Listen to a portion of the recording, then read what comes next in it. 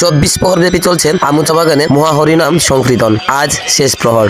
যতই প্রবেশ করছি মনে হচ্ছে যেন আমুচা বাগানে মন্দির নয়, স্বয়ং সাক্ষাৎ স্বর্গের রাজ্যে প্রবেশ করেছি। আসলে দেখতে পাচ্ছেন, মনে হচ্ছে যেন আমাদের স্বয়ং সাক্ষাৎ দাঁড়িয়ে আছেন দেবদেবীরা। আসলে এই এক যেন স্বর্গরাজ্যে পরিণত হয়ে গেছে আমুচা বাগানে আজকের এই মহা উৎসবটুকু। আসলে খুব খারাপ লাগছে। আজকে হচ্ছে আমাদের এই 24 প্রহরের মধ্যে শেষ প্রহরটুকু। সাথে সাথে শুরু হবে আগামীকাল সকালে নগর পরিক্রমা। অবশ্যই আপনাদের নগর পরিক্রমার ছোট্ট মিনি ব্লগ নিয়ে হাজির হব।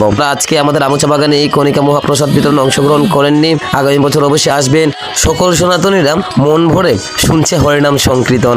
আসলে এ যেন এক মধুর সংকীর্তন। আসলে আমাদের যে উৎসবের যে ডেকোরেশন, এই ডেকোরেশন যে কতটুকু আমাদের এই উৎসবকে পরিপূর্ণতা এনে দিয়েছে তা বুঝাতে পারবো না। আসলে অপ্রশংসনীয়। হরিনাম সংকীর্তনের পাশাপাশি চলছে মহাকণিকা প্রসাদ বিতরণ। কমিটি বৃন্দরা অক্লান্ত পরিশ্রম করে যাচ্ছেন কণিকা মহাপ্রসাদ বিতরণে সকলের মন রক্ষার্থে। আসলে আপনাদের সকলকে মেনটেন্স করতে যদি কমিটির কোনো উপকার ভুল ত্রুটি হয়ে থাকে তাহলে নিজের ভেবে শুদ্ধ করে নেবেন।